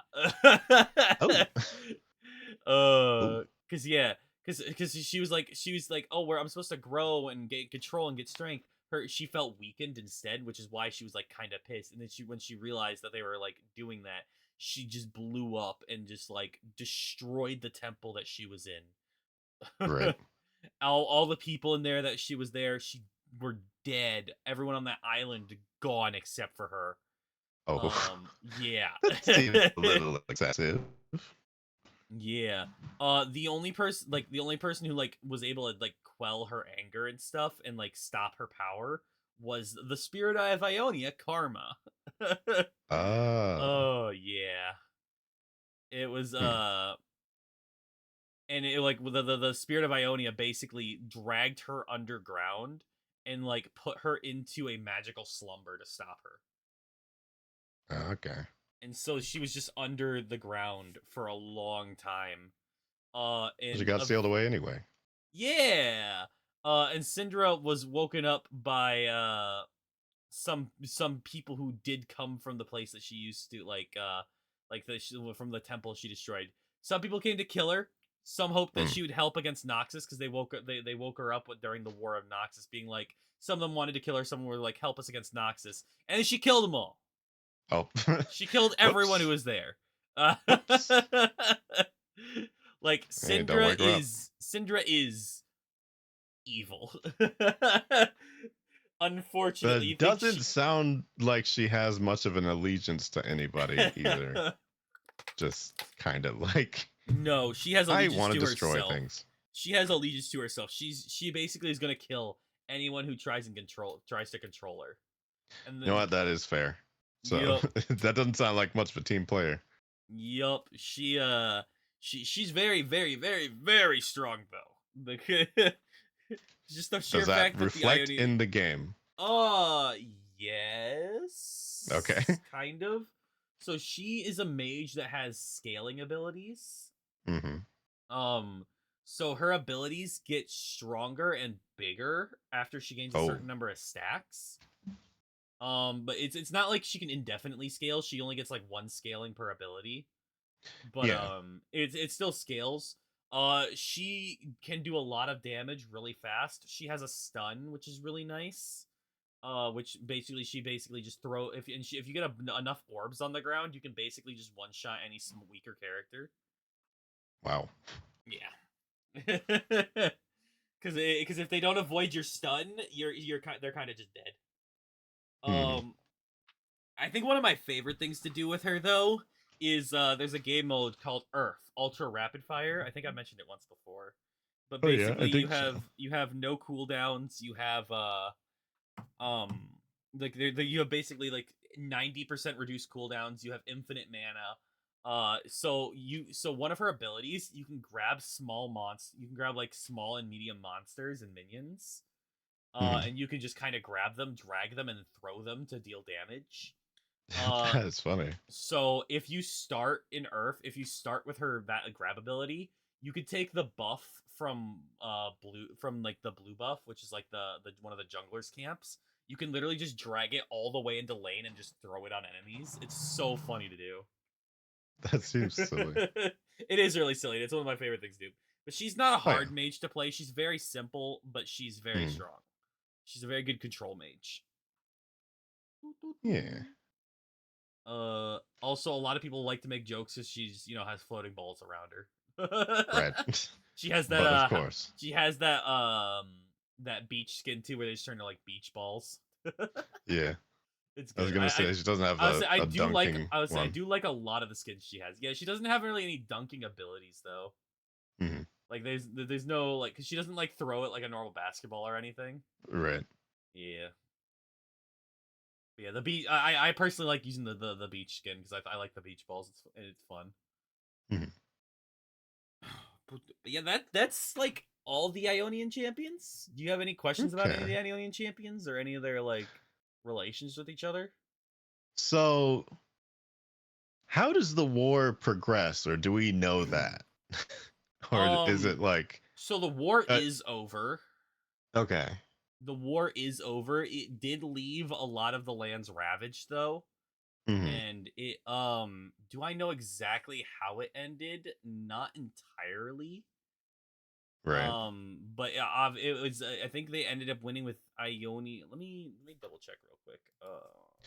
Yeah, because I was just wondering if it was like a backstory war or like a current thing that It's still current with develops. some with some uh it's like the most current historical moment. Right. But it is ended, but it is the most current moments. Okay. Yeah, okay, yeah, the Noxian invasion was repelled. They gained some coastal territories, but yeah, they lost Ionia lost Galrin, Navori, and Jeanjen. Mm-hmm. Yes. Um Okay. yeah. So what I was also wondering is like, is this faction related to anyone else other than Noxus? more closely, or is it like did they have allies in the war? Like No, what went on there? the only thing, it was only Ionians.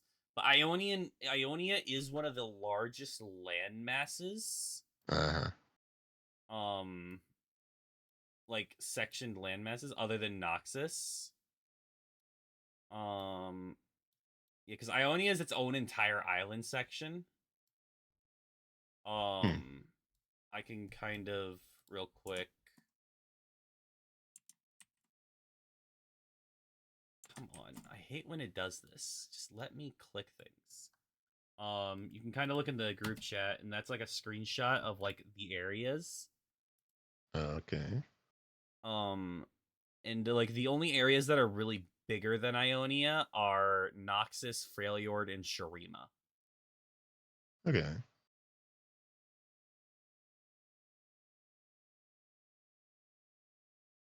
Right, you mentioned failure before. Yeah.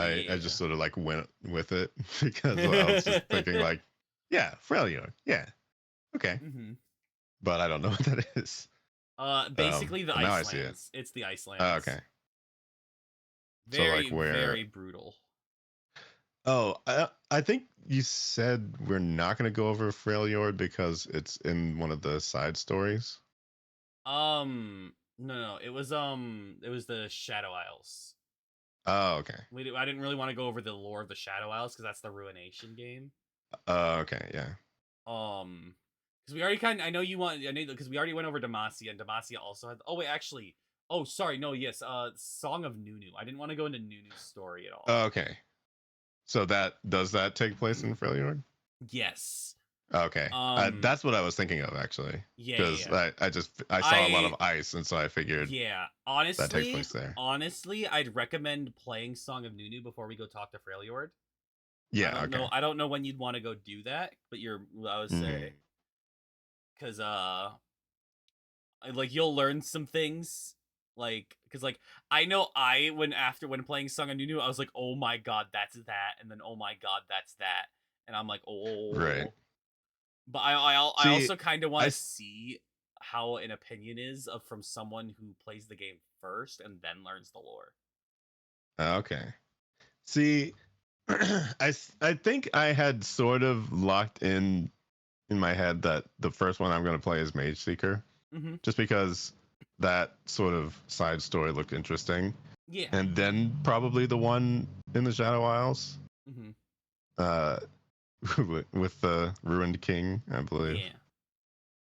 But I do believe that one that we could go over that is sort of relevant to like this dichotomy between stories of Arcane and the actual lore, it would probably be Piltover. Okay. Because I'm still curious, like what is it like in the actual game? Because everybody can sit here and say like, oh, Vi and Caitlyn and Jinx and stuff. And my idea of them is still how they were in the show. But I want to know how they were in the game. And I don't even know if they were like actually important characters to that region in the I literally have no idea. Like if a Piltover story should have been even starring these characters, I don't know. Oh yeah. Did it seem like a weird pick when they announced Arcane? No, absolutely not. Those were definitely the characters that needed to be the main characters. Okay. well, good then. There were some characters that should have made appearances that didn't, which is the hard part. Yeah. But those are definitely like the good main characters. Okay. Yeah, I'd like to know it from the perspective of the actual game. I was looking at playtimes for the games. So Song of Nunu is about a 6-hour gameplay experience. Okay. Well, the Mage Seeker looks to be about 11 to 13 hours. Whoa, and then wow. The Ruin King is, if you focus on the main objectives, takes about 25 hours.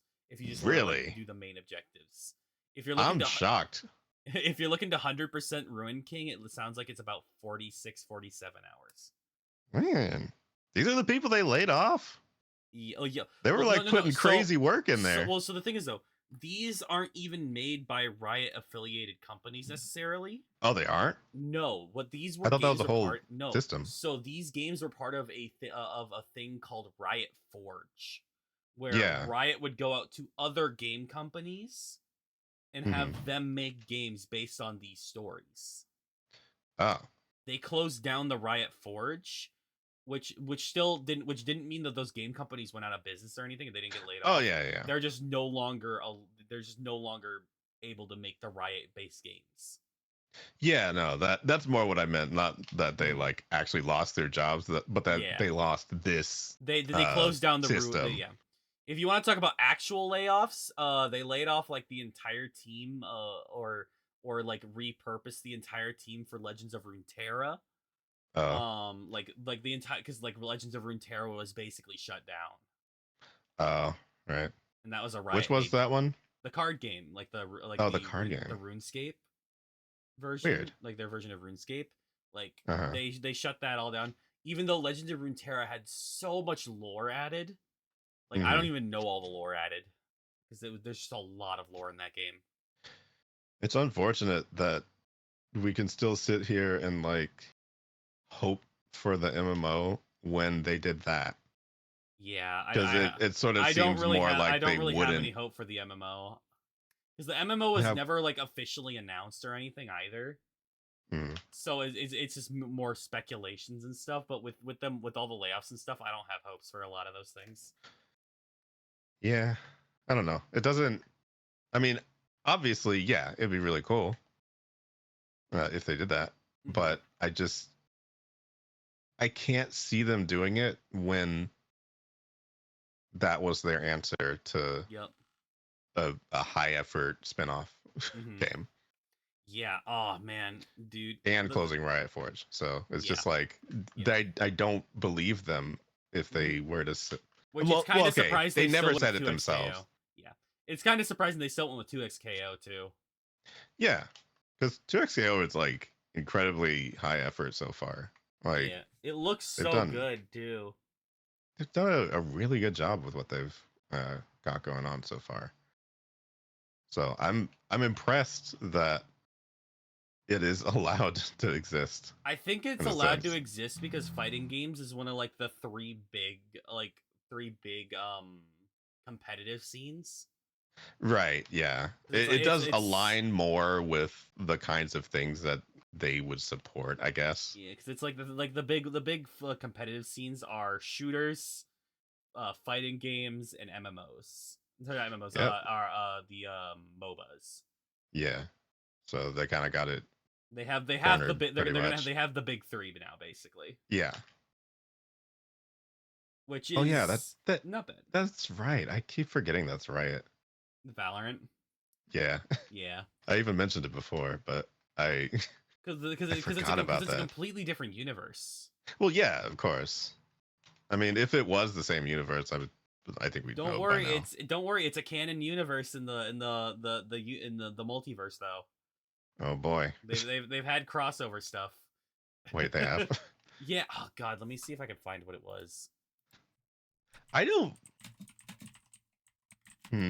I mean, that's the thing. I don't know anything about Valorant, so it's just something I've never. Next to nothing. I know how it plays because I've seen people play it. I've tried to watch people play it. Keyword is tried. I just don't. I don't think methodical shooters are kind of my thing, but. Yeah, I'm not a big I'm not a big one either.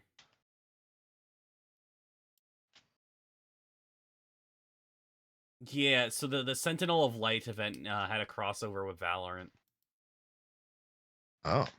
Yeah, I don't even understand entirely what it was. It was weird. Right. It was weird. Because like they were appearing they were appearing in the client or whatever, and it was weird. It was weird.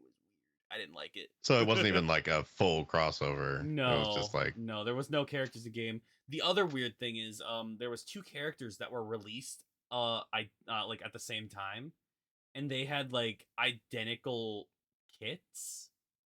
Weird. Let me see. Wait, across each game? Yeah, kind of.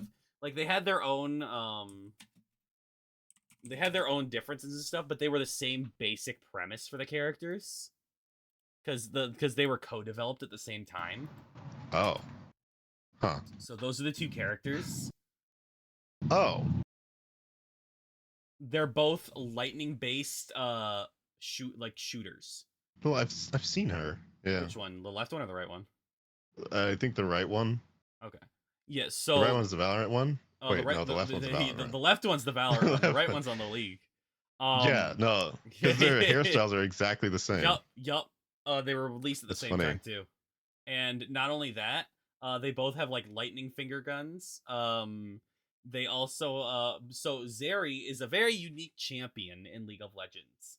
She's one of the Piltover character, the Zon character. Well, she's Zon character, not Piltover. She's a Zon character. But she is the only character in League of Legends to have her auto attacks be all skill shots. Oh, so is that a bad thing? No, but I don't know if you can kind of see it in the video. You see how she like the when she's doing the little machine gun shots. That's her auto attack. That you do her auto attacks instead of right clicking someone are when you press Q.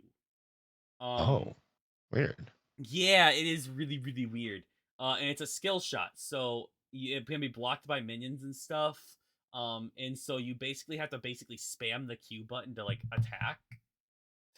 Weird. That doesn't seem. They wanted to give. They wanted to give people in. No, it is good. She's really good.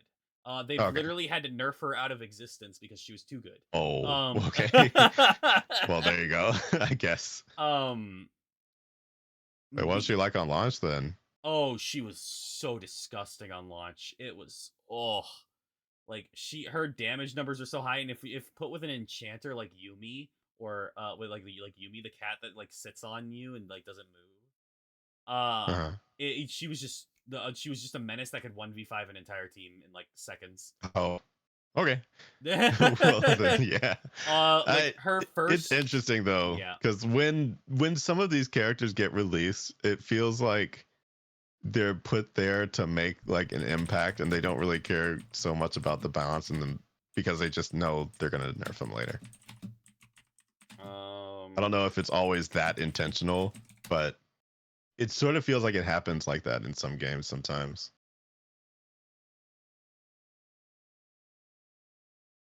Looks cool though. Yeah, so 3 years ago. Let me see exactly when was Zarya released.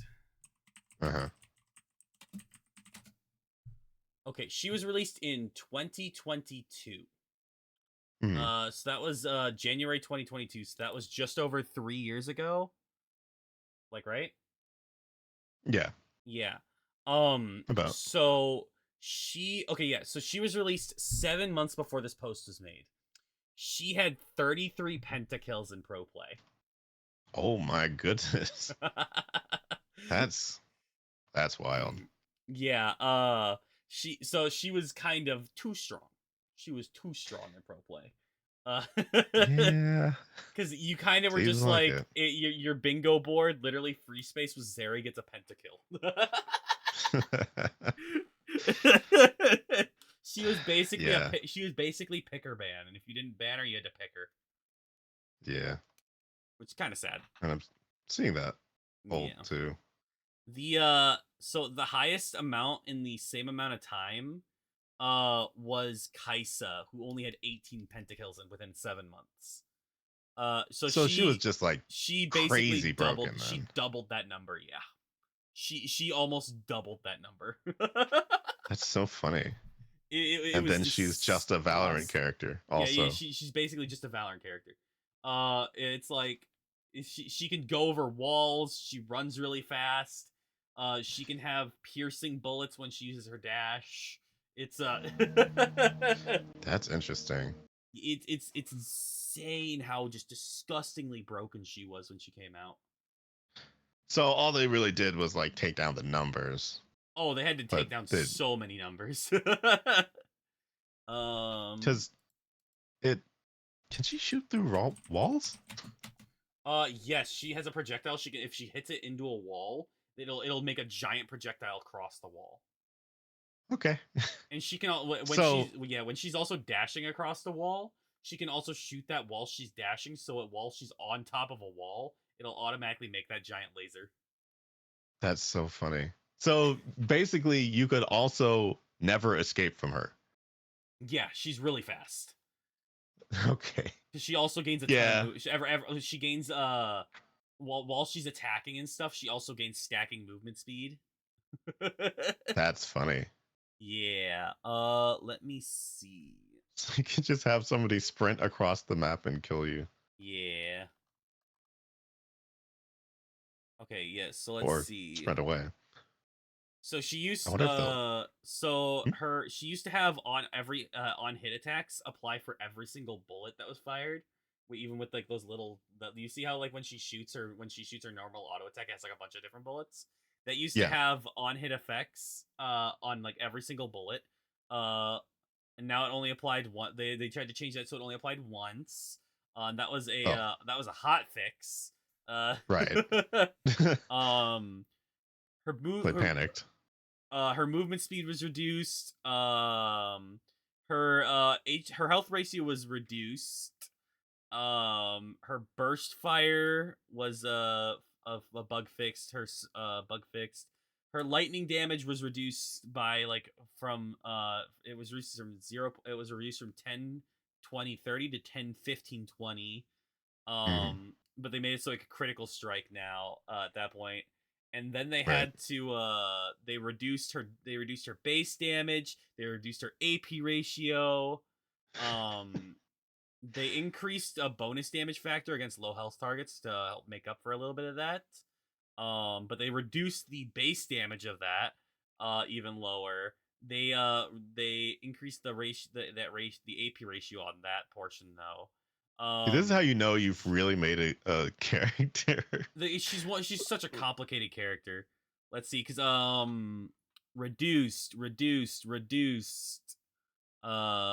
reduced. It Um, almost goes to the point of like, did they not think that this was going to be the yeah, result when they yeah, made this character? yeah. Let me Like, see. how do they not see this one coming? Then the next patch she was nerfed in reduced health gross increased, armor reduced, HP ratio reduced back to what for like even more. Her burst fire was slightly increased. Cooldown was nerfed. Movement speed reduced. It's and then the literally two patches later reduced Yeah. slightly increased reduced slightly increased reduced slightly increased reduced um So, do people still play her? Is the question. yes, but she's not that good right now. Right. And honestly, what usually happens when, because pro play is very important to this Mm-hmm. game, Yep. at least in their eyes, I Yep. imagine. Oh yeah, So 100%. There are a lot of champions that are nerfed based around pro play. And she yeah, is one of them. and so I 100% believe that she'll never be nearly as good as she was again, and Oh no. that's probably a good thing. Um, I would say, You want to but talk about like issues with pro play though? There's a character named Rise. He has gone through what 4 complete reworks really, because he was four, so busted in pro play that they had to completely change him. huh?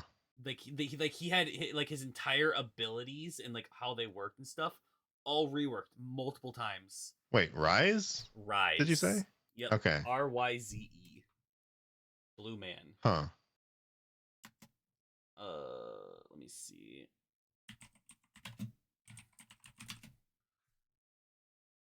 Where's this guy from? Nowhere. Oh. He is a wandering mage. Oh. He is probably one of the oldest beings on Runeterra that were from Oh. Runeterra. Interesting. Yeah.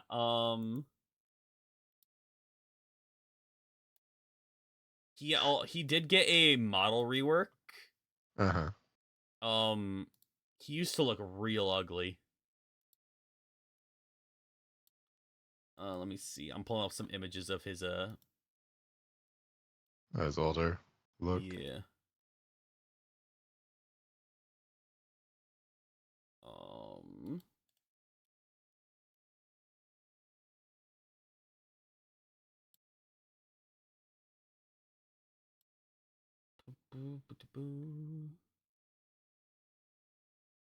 and then he had a slightly different look in one of the in like he had a slightly different look in one of the animated things as well.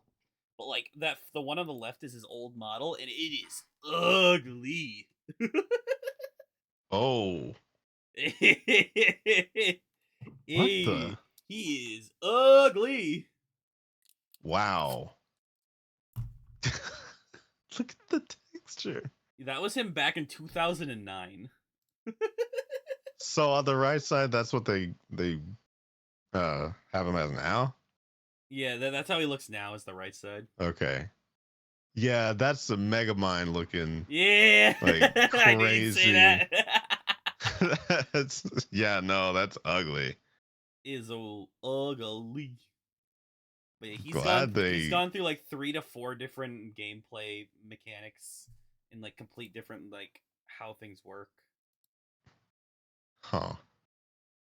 Um And they yeah. landed on something that worked or they're still doing it. Uh He's still broken. no. So one of their most recent rework had attempted to do was Rise used to be a pick that was only done in high elo and pro play. He used to Right. never be picked or played by any of the low elo people because he was a hard character to play. Right. But like high skill ceiling, high amount like if you knew how to play him, you were good at and you were good at him. He was an amazing character. The thing is though, their Wait, he could rework. teleport people? Yeah. Okay. So um, I'll explain that here in a second. So he used to be really complicated but really strong. He is now he's kind of weak but more accessible to people and easier Uh-huh. to play. The downfall is like the Rise mains and stuff aren't really satisfied with that because it's not what they liked. But the problem was they Right. had to keep nerfing Rise because he was too good in pro play, and the pros even after nerfs found ways to still make him broken. Oh. Yeah, so Well, I so mean, he's been one of the hardest champions for them to balance. I okay, by the way that this game, like the idea of the game in my head, Yeah. I feel like positioning is very important. Yes. So is there genuinely any way not to make a character that can teleport people to a location not broken?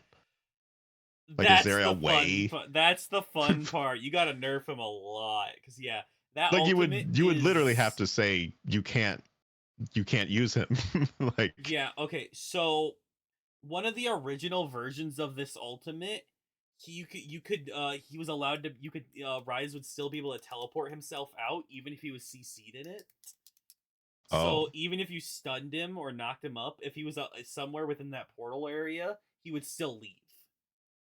yeah. So one of the most broken things people did with that for a while was there's an item called Zanya's Hourglass, which turns you Hmm. invincible and invulnerable for and like, but it Oh. makes you basically makes you a statue that can't be hit or damaged. It makes you that way for like 3 seconds or something. Hmm. So what people would do Long would enough to get the yes, warp. yeah, so Rise would cast his ultimate, and then he would go Hourglass so that he'd come out of Hourglass after he's already teleported. Wow. And so they had to nerf it so if he's any type of CC'd, he's just not a lot. He can't teleport with everything else that goes to the portal. I mean, I kind of feel like that makes sense. So, Yeah, no, it definitely does, and that's one of the reasons they had to nerf. That's one of the ways they nerfed it. huh? Oh, sorry about my my bot running No, in the it's okay. chat. It's all um, right. yeah. But yeah, Rise is pretty simple. Otherwise, at this point, the last rework didn't really necessarily change what his abilities did, but more how they interacted and how easy they were to use. Right. Yeah, it's just kind of sad. I'm like, oh, I wish he was still more complicated. Yeah. I mean, well, I guess that you you can at least go paint if you want to be complicated. Yeah, No. because basically one of his things is the more AP he has, the more mana he gets, and the more Uh huh. mana he has, the more AP he gets. Oh, so it just kind of scales on itself, I guess. Yeah, kind of. It's like it doesn't scale based on the gains from the other portion of that passive. But like if you buy an item with like a not like 900 mana, you'll get like a portion of that as ability power. Oh. Or if you buy an item with like 100 ability power, you'll get like a chunk of mana. And Hmm. so the more you stack those ability things, the more damage he'll do. The fun thing is there's two items in the game he can buy which just give him a ton of AP and mana. So he just gets a lot of it. Let me see how much of he actually gets from it. Hmm. Rise get from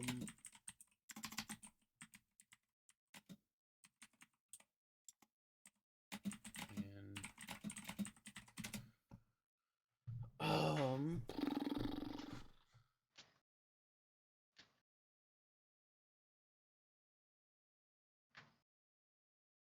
let's see.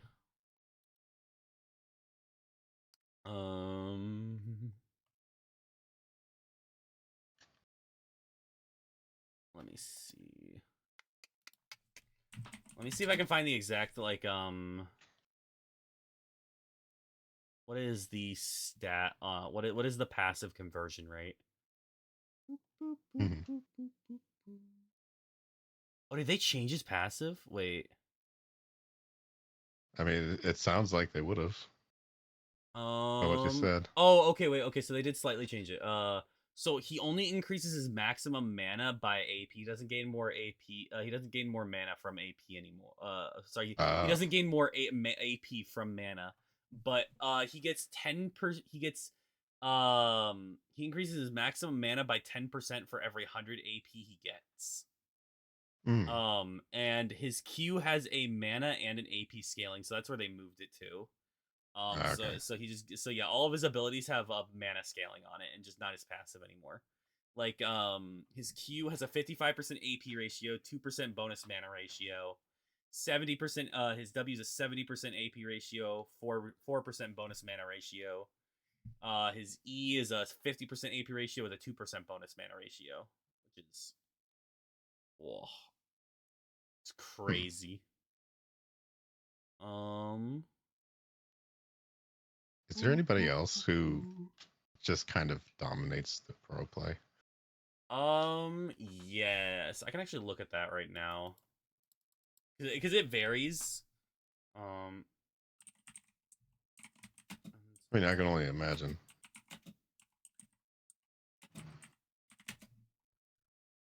let me see.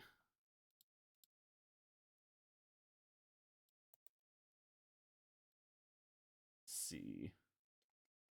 Also, just based on the timing of everything, we probably shouldn't actually go into Piltover and Zon Yeah, tonight. that's why I was kind of just Um, going off of a couple different characters yeah, here and yeah. there.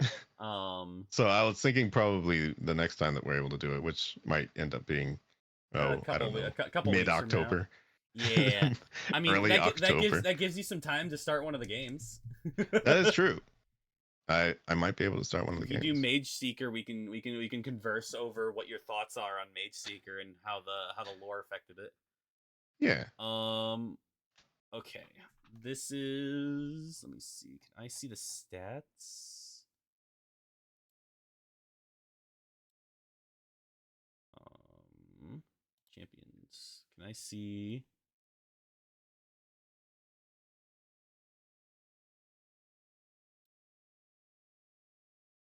Oh, she can do the dash downward.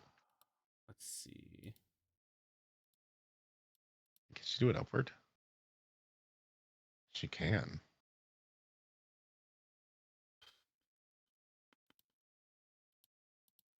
Okay, so some of the most picked champions in pro play are Wukong, Rel, and Alistar. Those are like the top 3 most picked champions. Really? Yeah. I think of those, I don't really know about Rel. We talked about We Rel. went over Wukong. We Wait, also did went we? over Rel. Yeah, Rel was a Noxian champion. Oh yeah, that's right. That's her. The Okay. metal girl. Yeah. With the horse. Let me see if I can find a better.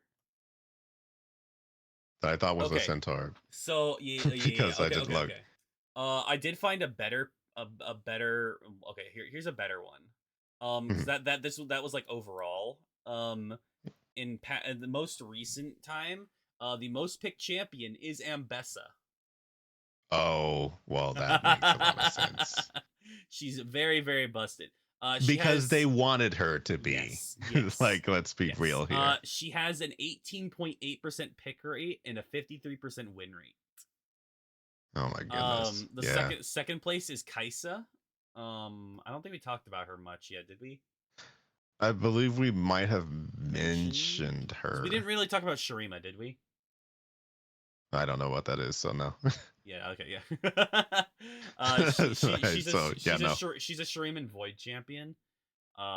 She's at 16.7%, and she's also the champion I mentioned that had the second highest amount of pentakills in a 7-month period. Oh, at 18. Yeah. She has a higher win rate though. She's at 57.5% win rate. And that's then cool. third place is still Alistar though. Alistar is a 12% pick rate and a 40% win rate though. But Alistar is a really solid support. He's a really solid support character. You won't know who Kiana is. We haven't talked about her. We have Lee Sin, who we just talked about. He's at an 11.3% pick rate with a 66.7% win rate. Oh. He is probably one of the most popular. He is probably one of the most popular champions of all time. Wait, what was the name again? Lee Sin, the blind monk. Oh, well, yeah. Yeah, he's one of the reasons he's one of the most popular champions is because of one thing that he gets to do where it's called insecking. Where I don't know if you know the terminology. I don't. So basically it's where you dive into the enemies and you basically knock one of the enemies back into your team. Oh. Yeah. Yeah, so you can see how he has like, the movement abilities and his ultimate ability just kicks an enemy forward. So he's good with positioning people. Yes. The way that you want him to. So so he a lot of but times not with just like a simple hook or anything. No. Just so he has to dive full in and then just throw the enemy back. A lot of times, what happens is when you land your Q ability, the projectile on an enemy, and you dash in with it, they basically you flash behind them after you press your R button. And so when you flash, it'll kick them towards your allies instead of away. That's interesting. You'll position it. Yeah. Let me see if I can grab one real quick. So you can just like go right at him. Yeah. And kick him away. Which I feel like is probably more surprising than a hook because people are probably used to dodging hooks from like 10 years now. I just want a real quick clip of this. Let me see if I can find a good one here.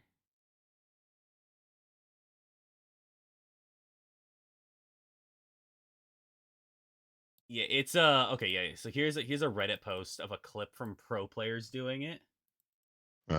It's kind of nasty. It's kind of nasty. Let me see.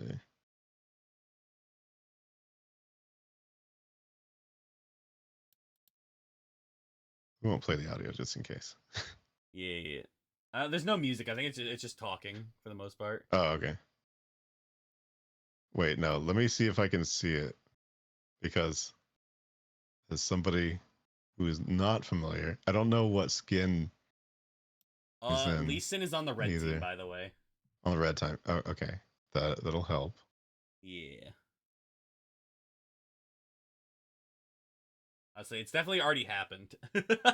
Oh, it has? Okay. Yeah. Wait.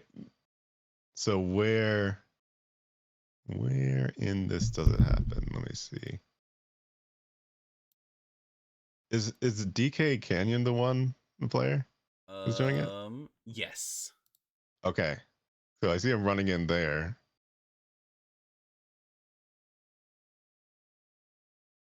Oh wait, so he's on the other side, so he's gonna kick them into the. Oh, Yeah, okay, when I he see. when that one enemy just flies into Yeah. the team and they just all dog pile on him. Oh, okay. That was an I see. actually insane one, especially because the person he dashed in on was not the person he kicked. Oh. Yeah. So he dashed into somebody else and then kicked somebody else into the pile. That's interesting. So who he dashed in on was the enemy support Karma, which was KDF Hoyt. He landed his Q on Hoyt. He dashed to the control ward with one of his abilities, and then so that he could get in range to dash to Hoyt. And then he goes in. Hoyt flashes away from their ADC, but not in time. So Canyon kicks what's their name? Kicks Teddy. The name changes into like Chinese characters after a little bit, but yeah. he kicks Teddy into his team, and they just destroy Teddy, and that just wins That's them funny. it just won them basically the entire fight.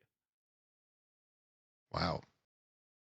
So very popular in pro play then. Yes, he is he recently was also got a visual rework, so that he got a whole new model and animations and stuff. It's really, really cool. That's cool. I would say I definitely like I've been watching a lot more of the pro games happening recently, the Worlds play-ins and stuff, because Worlds is happening soon. Oh. And so I always do like to watch the Worlds because the pro players are so good at the game, and you can learn a lot by watching pro players. See, the thing is, I wouldn't have had any interest in it before, but now that I actually know kind of what's going on, I mean, this is you won't know what's happening in the game. Well, no, I won't know what's happening in the game. No, but I know like specific characters to kind of look for, and a vague idea of what they might do when looking for them, and that is so much more than I ever knew about the game. Yeah, that it's just like it's almost ridiculous. Yeah. And honestly, if you want to learn what characters do, the honest to God best way to learn what they do is to just play ARAM and just let the game choose your character for you. Because ARAM is all random, all mid. So it's basically just everyone has to run down a single lane, and you all just do massive team fights the entire time. Sounds fun. Yeah, it is a lot of fun because you just gotta mess around with stuff. I do wish that honestly more characters with large amounts of or more games with large amounts of characters would do just randomized modes. So otherwise it's kind of hard to, I would have no idea who to pick if I were to pick the game up at this point. Yeah, and playing ARAM lets you learn what kind of characters do and what you like about them.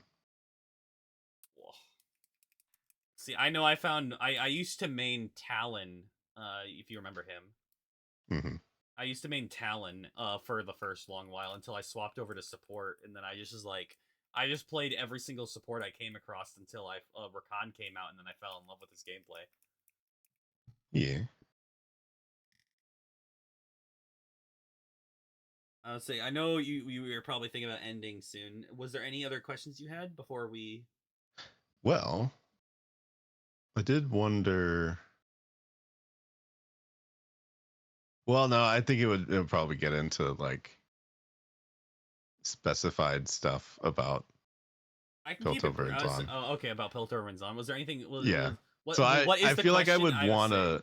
I can let you know if it would go in too deep, but like, what is the question?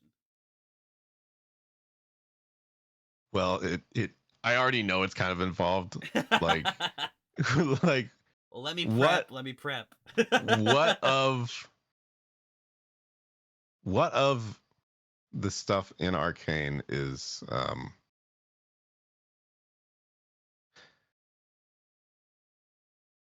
it's just too long because it's like I want to know what of that was how adapted from the was game. okay, yeah, that's definitely something we can go over next time. There is Yeah, a decent portion of things that were adapted, but also a decent portion of things that were new, right. and massively changed. Like I mentioned before, Hex Tech was completely changed. Yeah. And that leaves a drastic overhang in the game now. A bunch of characters' backstories, so we'll have to see Wait, how hold that on. goes. A very brief check. Cat. Mm. Okay, I was just wanting to make sure that you were still here because we've been like yapping back and forth so much that I wondered uh if you had anything to add to the thing about the pro players, because I don't want to go exactly into all of the Piltover and Son stuff quite yet. I want to save it for next time. But do you actually have a player or like a kind of player that you like to watch, or what what would be a good way to get into watching the pro league stuff? Now that's the thing. I have no idea. When it comes to Oh, every game I play, I start watching the professional stuff. yeah. And for League, I didn't really like. I don't know. I didn't really look for a team that I really enjoyed, other than T1, I guess. And everybody likes T1, and that's obviously the best team. Right. So like I'm just like, Faker. yeah, I'm like, yeah, I like watching Yeah. Faker because he's Faker. I don't know. It's so funny because it's from the outside perspective of somebody who has never watched a league game. I have seen Faker. I have seen Yeah. like animations of Yes, me Faker too. like in the whole style of the series and stuff, and it's like, man, this is crazy. They put a lot of effort into these promos. Yeah. Yeah, bro. The Unkillable Demon King, man. He's Yup. I honestly that's his recommend. actual freaking his I Yeah, nick- yeah. when your nickname is the Unkillable Demon King, you got it, bro. yeah, I would recommend at least watching like some tutorials on the game and what the goals are of the game. Yeah. yeah. Before actually going and watching pro play, so you're not just kind of Oh no, going I in played wondering what Smite. they're doing. Yeah, then you probably have a general idea of how Like the things I, work. I'm half joking, but like the general Yeah, gist of like the Conqueror mode in Smite, I think, where it was the 5v5 and you you're have to go kill the actually have the three towers. You lanes. have to kill the Yeah, towers and then go kill the kill the base. towers. Go Yeah, to a kind of certain thing. understand. Then the other part is just understanding the neutral objectives, kind of, Yeah, and which is like Baron, Dragon, and like if you want to know, like dragons, they affect multiple portions of them. They change after the first after the first two dragons are killed, like the map changes into oh really? into a unique form, See, based on what the next dragons are going to be. the way that I always understood is like certain objectives give you certain buffs. Is that Yup. the case? Yup. Okay. So like uh going to a specific objective, trying to beat it, you yes. sort of have to like know what your opponents are going to go for Yeah, or what they're going to try and do, exactly. etc. And whether or not you can intercept them or you know beat your or lie in wait in the lanes in between and try and ambush them, etc. Yup. Like the strategies seem to like vaguely form in my head of like what some of these engagements would look like, but have I sat there and mentally acknowledged them as they are happening? No, I haven't. But it's like conceptually, I feel like I understand how a league game would go. If you put me in one, I'm not going to do any of that because all I did in Smite was like run things down the middle in arena and just I would probably enjoy ARAM because of that, honestly. Mhm. But everything else has just been sort of like I will look at League gameplay and not um even though I vaguely know what the objectives could be and are, my brain just goes blank. Yeah, And I honestly, just looking what those objectives do, I definitely think it's something you'd want to do before going into pro play. Like going and yeah, looking at I pro think it'll play. help now. Now because I also have the frame of reference of like what some of the characters do, why they might be doing certain things that they might be doing, and I know a place that I can go look up the character abilities and things Yeah. if I really needed to know. So If you're really like, what does this character actually do? yeah, Jumped, bro. You jumped. and I feel like I've definitely I've definitely seen some of the characters that people have played, but I think it gets into like Bilgewater stuff, which I'm also interested in. Yeah, But Bilgewater is definitely an interesting area. that I think I'll save that for after Piltover's on though. Yeah. I would say but there's definitely a decent amount of Bilgewater stuff in the Ruin King game. Because that is the closest region to the Shadow Isles, so. Oh, okay. So it kind of overlaps with that a little. A little bit, yeah. I didn't know that Ruin King was so long though. That's interesting. Yeah, I was I never really looked to see how long it was myself, but that is a really long game. So here's actually my question. Um, do you want to get into that because it's going to be a while since we or before we play another one? Would you like to join me for playing Mage Seeker? Because I think that's going to be the first one. I think it depends on the day and time. Don't Day and I'll time say, for sure. I think you can definitely go into it playing by yourself, or if Gat wants to be there, Gat can also be there. But I would say you don't necessarily. Oh wait, sorry, you cut out Oh, a little sorry. bit. I didn't understand. Let me sit up. Oh, sorry. I was about to say, don't wait up for me. Especially, I was definitely saying, don't wait up for me. Mhm. Definitely, I think you can still go in if Gat wants to be there. Gat can be there. But however you want to do that. But definitely don't necessarily wait for me, especially since we're getting closer and closer to getting some of these regions like lore and stuff. Like, feel free to go ahead and like just learn about like the lore through the games too. Yeah. Yeah, I think it would be interesting to go in. It doesn't have to be all of us necessarily. I'm interested in having somebody there to talk to about the things that are happening, but I understand that it's probably kind of hard to schedule all three of us just based on the days that keep occurring. Well, we didn't meet for like what 3-4 weeks or something. And I mean, if you're curious about something while you're playing, you're more than free to ask, yeah. message me No, about I'll probably message you about it as well.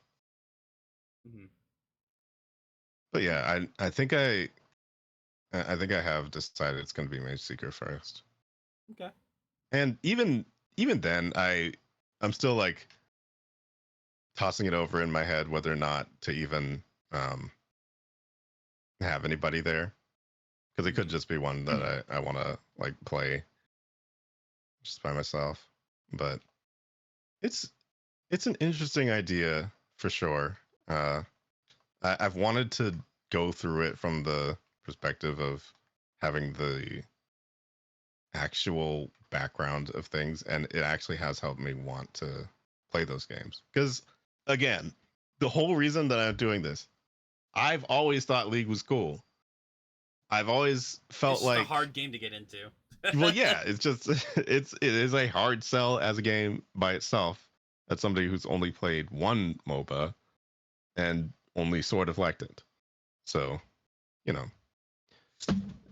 from all of this, it's definitely improved my opinion of the goings on in the world and stuff, and I've wanted to see more of it. So I feel like the side stories are a perfect thing for that.